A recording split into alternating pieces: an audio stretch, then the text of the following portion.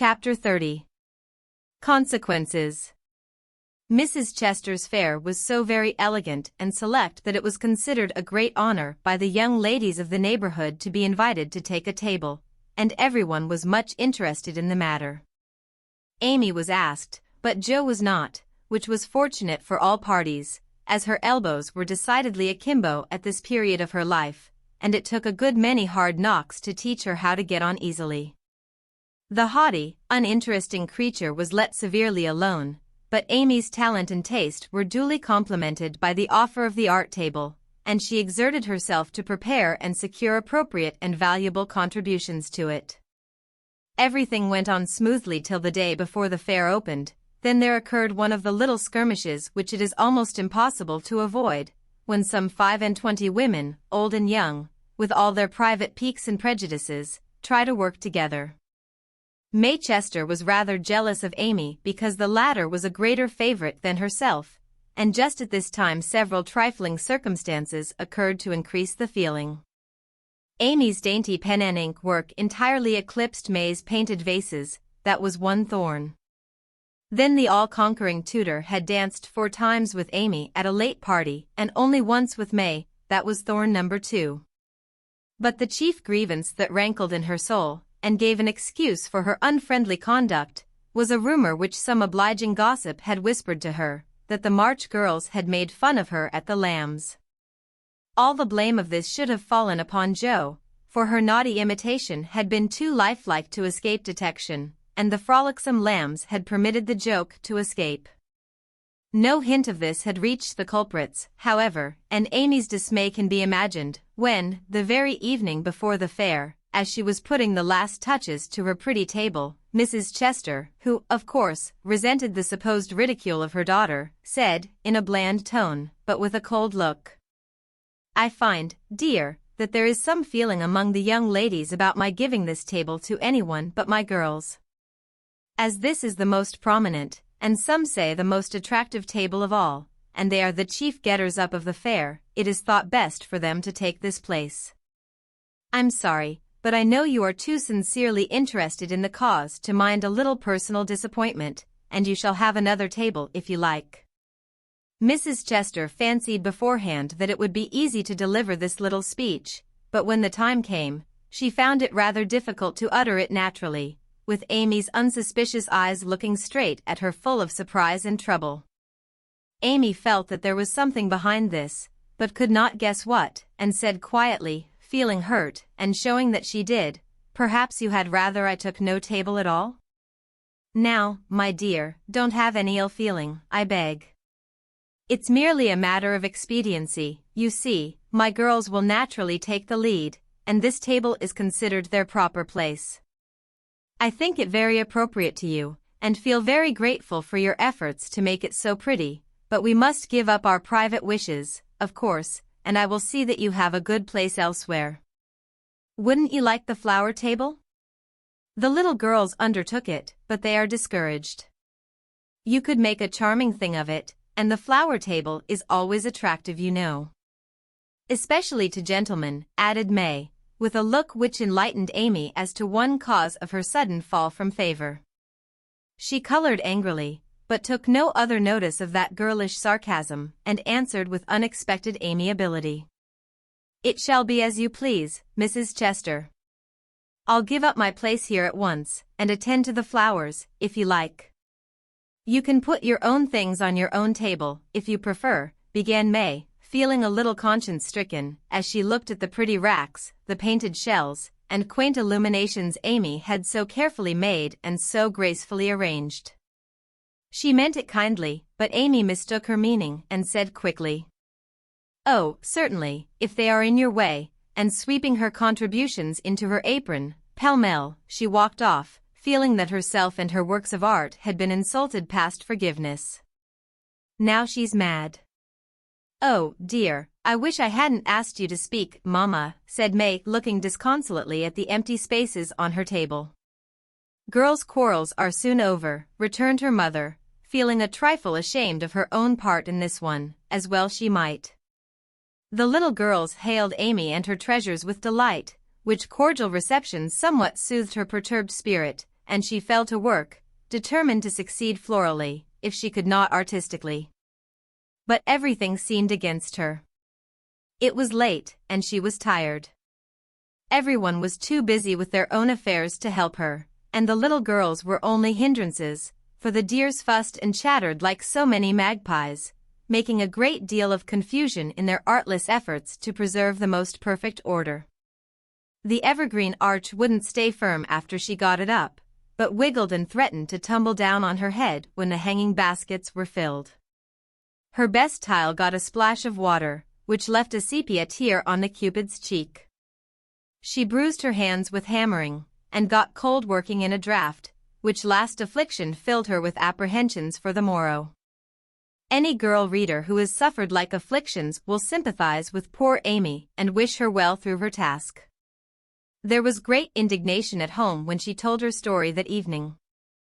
Her mother said it was a shame, but told her she had done right. Beth declared she wouldn't go to the fair at all, and Joe demanded why she didn't take all her pretty things and leave those mean people to get on without her. Because they are mean is no reason why I should be. I hate such things, and though I think I've a right to be hurt, I don't intend to show it. They will feel that more than angry speeches or huffy actions, won't they, Marmee? That's the right spirit, my dear. A kiss for a blow is always best, though it's not very easy to give it sometimes, said her mother, with the air of one who had learned the difference between preaching and practicing. In spite of various very natural temptations to resent and retaliate, Amy adhered to her resolution all the next day, bent on conquering her enemy by kindness. She began well, thanks to a silent reminder that came to her unexpectedly, but most opportunely. As she arranged her table that morning, while the little girls were in the anteroom filling the baskets, she took up her pet production, a little book, the antique cover of which her father had found among his treasures, and in which on leaves of vellum she had beautifully illuminated different texts. As she turned the pages rich in dainty devices with very pardonable pride, her eye fell upon one verse that made her stop and think. Framed in a brilliant scrollwork of scarlet, blue and gold, with little spirits of good will helping one another up and down among the thorns and flowers, were the words, "Thou shalt love thy neighbor as thyself."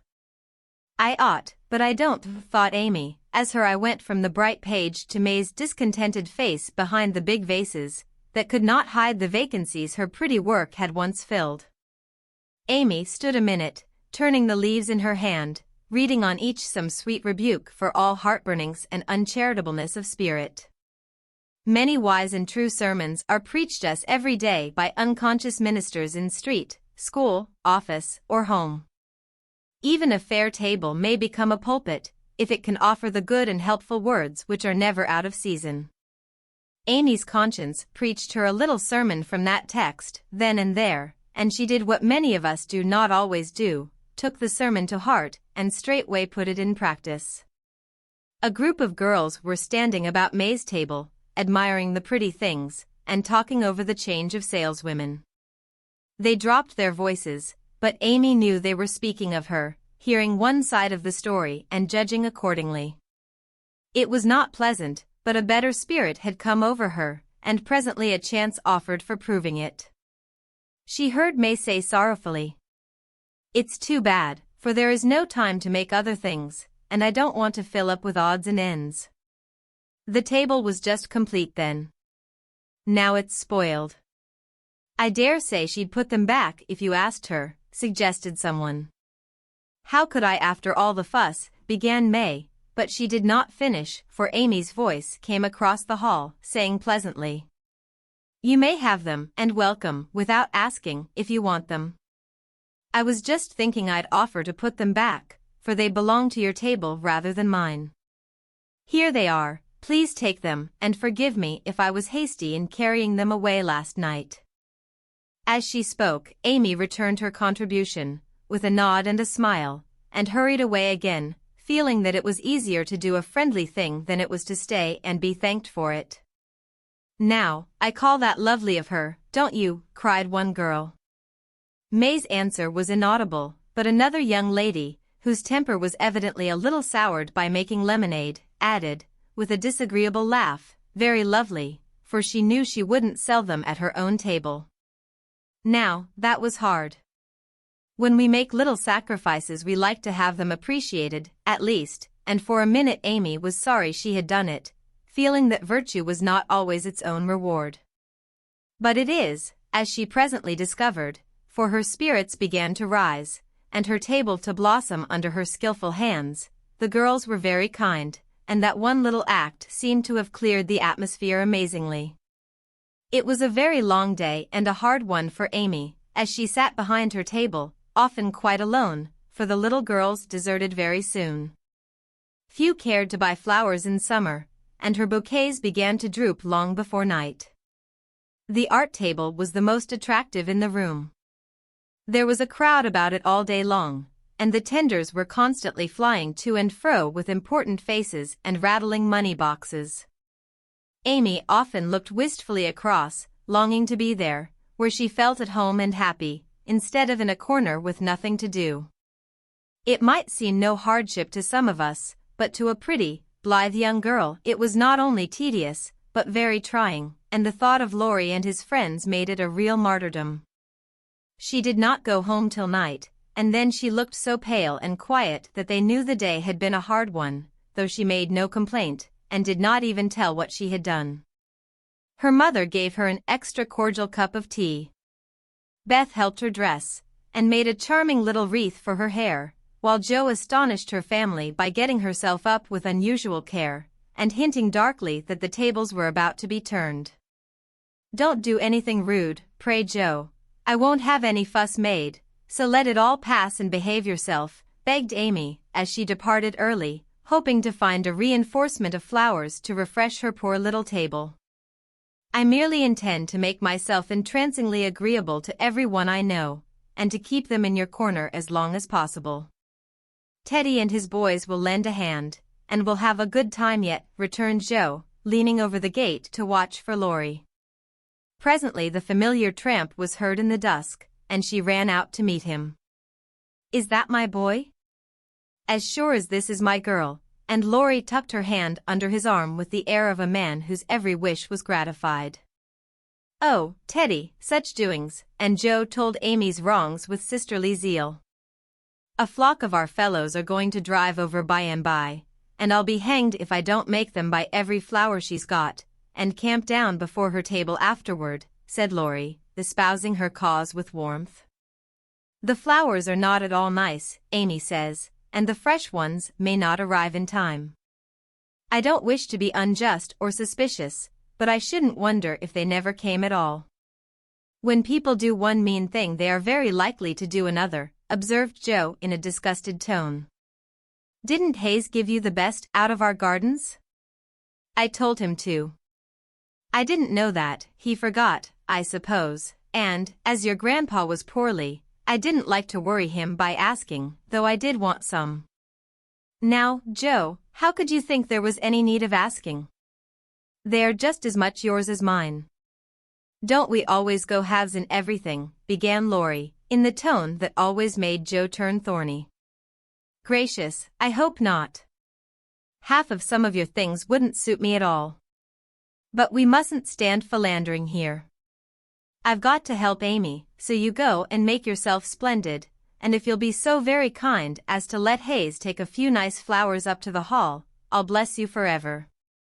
"Couldn't you do it now?" asked Laurie, so suggestively that Jo shut the gate in his face with inhospitable haste, and called through the bars, "Go away, Teddy, I'm busy." Thanks to the conspirators, the tables were turned that night, for Hayes sent up a wilderness of flowers, with a lovely basket arranged in his best manner for a centerpiece. Then the March family turned out en masse, and Jo exerted herself to some purpose, for people not only came, but stayed, laughing at her nonsense, admiring Amy's taste, and apparently enjoying themselves very much. Laurie and his friends gallantly threw themselves into the breach, bought up the bouquets, encamped before the table, and made that corner the liveliest spot in the room. Amy was in her element now, and out of gratitude, if nothing more, was as sprightly and gracious as possible, coming to the conclusion, about that time, that virtue was its own reward, after all. Jo behaved herself with exemplary propriety, and when Amy was happily surrounded by her guard of honor, Jo circulated about the hall, picking up various bits of gossip, which enlightened her upon the subject of the Chester change of base. She reproached herself for her share of the ill feeling and resolved to exonerate Amy as soon as possible. She also discovered what Amy had done about the things in the morning, and considered her a model of magnanimity. As she passed the art table, she glanced over it for her sister's things, but saw no sign of them. Tucked away out of sight, I dare say, thought Jo, who could forgive her own wrongs, but hotly resented any insult offered her family. "Good evening, Miss Jo." "How does Amy get on?" asked May with a conciliatory air, for she wanted to show that she also could be generous. "She has sold everything she had that was worth selling, and now she is enjoying herself. The flower table is always attractive, you know, especially to gentlemen. Jo couldn't resist giving that little slap, but May took it so meekly she regretted it a minute after, and fell to praising the great vases, which still remained unsold. "Is Amy's illumination anywhere about?" "I took a fancy to buy that for father," said Jo, very anxious to learn the fate of her sister's work. "Everything of Amy's sold long ago. I took care that the right people saw them, and they made a nice little sum of money for us," returned May, who had overcome sundry small temptations, as well as Amy had, that day. Much gratified, Jo rushed back to tell the good news, and Amy looked both touched and surprised by the report of May's word and manner.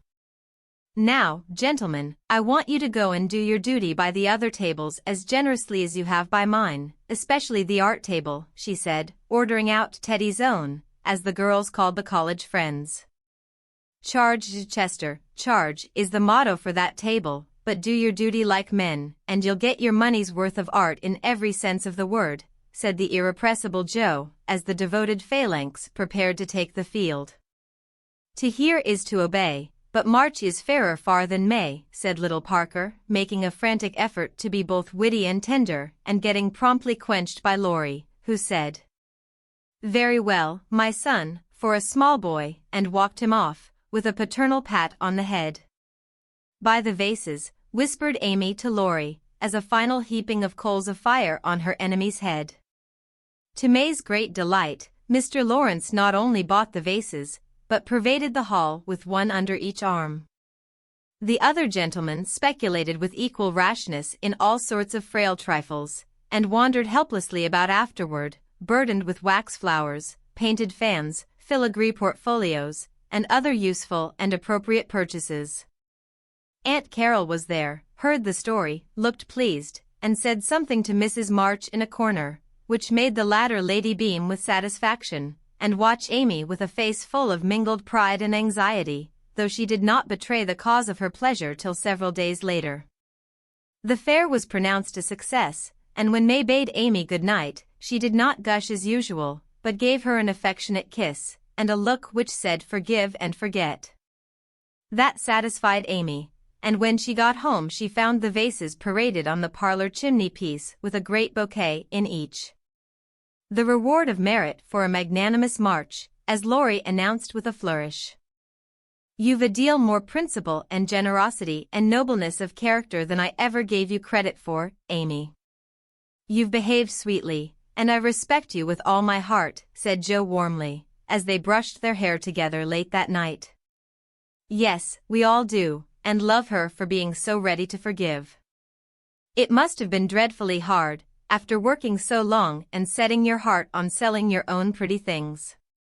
I don't believe I could have done it as kindly as you did," added Beth from her pillow. "Why, girls, you needn't praise me so. I only did as I'd be done by. You laugh at me when I say I want to be a lady, but I mean a true gentlewoman in mind and manners, and I try to do it as far as I know how. I can't explain exactly, but I want to be above the little meannesses and follies and faults that spoil so many women. I'm far from it now, but I do my best, and hope in time to be what Mother is." Amy spoke earnestly, and Jo said, with a cordial hug, "I understand now what you mean, and I'll never laugh at you again." You are getting on faster than you think, and I'll take lessons of you in true politeness, for you've learned the secret, I believe. Try away, dearie, you'll get your reward someday, and no one will be more delighted than I shall. A week later Amy did get her reward, and poor Jo found it hard to be delighted. A letter came from Aunt Carol, and Mrs. March's face was illuminated to such a degree when she read it that Jo and Beth, who were with her, demanded what the glad tidings were. Aunt Carol is going abroad next month, and wants me to go with her, burst in Jo, flying out of her chair in an uncontrollable rapture. No, dear, not you. It's Amy. Oh, Mother. She's too young, it's my turn first. I've wanted it so long. It would do me so much good, and be so altogether splendid. I must go. I'm afraid it's impossible, Jo. Aunt says Amy, decidedly, and it is not for us to dictate when she offers such a favor. It's always so. Amy has all the fun and I have all the work. It isn't fair, oh, it isn't fair, cried Jo passionately. I'm afraid it's partly your own fault, dear. When Aunt spoke to me the other day, she regretted your blunt manners and too independent spirit, and here she writes, as if quoting something you had said, I planned at first to ask Jo, but as favors burden her, and she hates French, I think I won't venture to invite her. Amy is more docile, will make a good companion for Flo, and receive gratefully any help the trip may give her. Oh, my tongue, my abominable tongue. Why can't I learn to keep it quiet, groaned Jo, remembering words which had been her undoing. When she had heard the explanation of the quoted phrases, Mrs. March said sorrowfully, I wish you could have gone, but there is no hope of it this time, so try to bear it cheerfully, and don't sadden Amy's pleasure by reproaches or regrets. I'll try, said Jo, winking hard as she knelt down to pick up the basket she had joyfully upset. I'll take a leaf out of her book, and try not only to seem glad, but to be so, and not grudge her 1 minute of happiness. But it won't be easy, for it is a dreadful disappointment, and poor Jo bedewed the little fat pincushion she held with several very bitter tears. Jo, dear, I'm very selfish, but I couldn't spare you, and I'm glad you are not going quite yet, whispered Beth, embracing her, basket and all, with such a clinging touch and loving face that Jo felt comforted in spite of the sharp regret that made her want to box her own ears, and humbly beg Aunt Carol to burden her with this favor, and see how gratefully she would bear it. By the time Amy came in, Jo was able to take her part in the family jubilation, not quite as heartily as usual, perhaps, but without repinings at Amy's good fortune. The young lady herself received the news as tidings of great joy, went about in a solemn sort of rapture, and began to sort her colors and pack her pencils that evening, leaving such trifles as clothes, money, and passports to those less absorbed in visions of art than herself. It isn't a mere pleasure trip to me, girls, she said impressively, as she scraped her best palette. It will decide my career, for if I have any genius, I shall find it out in Rome, and will do something to prove it. Suppose you haven't, said Jo, sewing away, with red eyes, at the new collars which were to be handed over to Amy. Then I shall come home and teach drawing for my living, replied the aspirant for fame, with philosophic composure. But she made a wry face at the prospect, and scratched away at her palette as if bent on vigorous measures before she gave up her hopes. No, you won't. You hate hard work, and you'll marry some rich man, and come home to sit in the lap of luxury all your days, said Jo. Your predictions sometimes come to pass, but I don't believe that one will. I'm sure I wish it would, for if I can't be an artist myself, I should like to be able to help those who are, said Amy, smiling, as if the part of Lady Bountiful would suit her better than that of a poor drawing teacher. Said Jo, with a sigh. If you wish it you'll have it, for your wishes are always granted, mine never. Would you like to go? Asked Amy, thoughtfully patting her nose with her knife. Rather. Well, in a year or two I'll send for you, and we'll dig in the Forum for relics, and carry out all the plans we've made so many times. Thank you. I'll remind you of your promise when that joyful day comes, if it ever does, returned Jo, accepting the vague but magnificent offer as gratefully as she could. There was not much time for preparation, and the house was in a ferment till Amy was off. Jo bore up very well till the last flutter of blue ribbon vanished, when she retired to her refuge, the garret, and cried till she couldn't cry any more. Amy likewise bore up stoutly till the steamer sailed.